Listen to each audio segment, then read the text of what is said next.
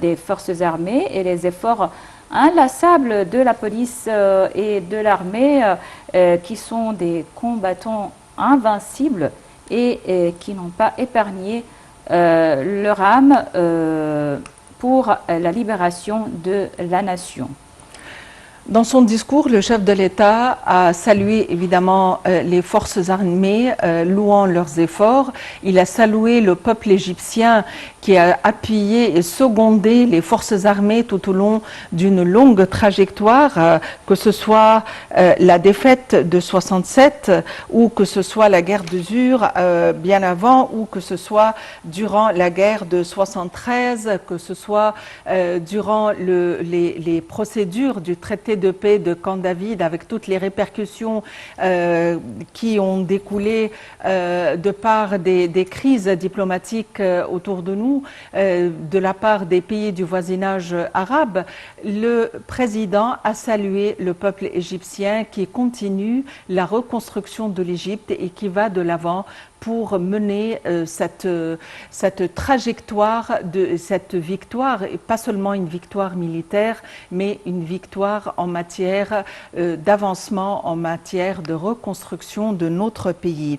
Il faut dire que la libération du Sinaï a tourné la page pénible de la défaite de 67 et le drapeau de l'Égypte s'est hissé bien haut sur sa terre, mettant fin à une étape pleine d'amertume endurée par une grande génération des fils de l'Égypte. Cette étape a vu la résistance d'un peuple authentique qui s'est maintenu aux côtés de ses forces armées pendant la longue guerre d'usure. Les forces armées égyptiennes avait déclaré le début de la guerre d'octobre qui avait abouti à la restauration de la souveraineté égyptienne sur le canal de Suez et quelques parties de la péninsule du Sinaï, ainsi que le retour de la navigation dans le canal en juin 1975. Il faut dire que la guerre de libération a abouti à plusieurs changements, à un changement dans les stratégies militaires dans le monde entier, ainsi que d'autres changements. Oui, aussi retour à l'allocution du président Sisi. Il a cité aussi, il a parlé du terrorisme et il a dit à cet égard que la libération du Sinaï de l'occupation israélienne, tout comme le terrorisme, s'avère un devoir auquel le peuple égyptien et l'armée s'engagent avec fermeté.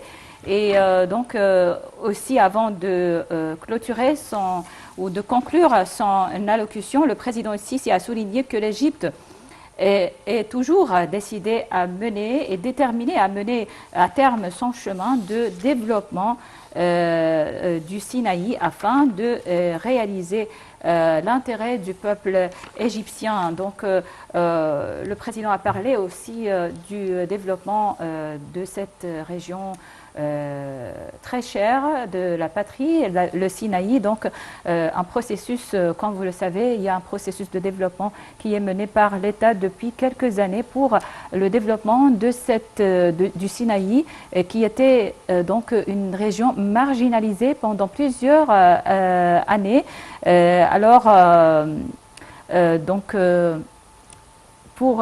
On parle du développement toujours du Sinaï et on va regarder un reportage tout de suite sur le développement du Sinaï. Comme je viens de dire, l'État égyptien a lancé un plan de développement global de cette région avec un budget record. Effectivement, et comme tu l'as bien mentionné, les habitants du Sinaï se sentaient marginalisés, éloignés, alors que l'État à présent se penche vers le développement du Sinaï qui constitue presque la moitié de la superficie de l'Égypte, avec des trésors en matière de minéraux, de pétrole et autres, outre évidemment le tourisme. Alors donc l'État se penche avec ferveur sur le développement du Sinaï et sur l'intégration des habitants du Sinaï dans les projets de développement de l'Égypte. Nous avons plus d'informations dans ce compte rendu.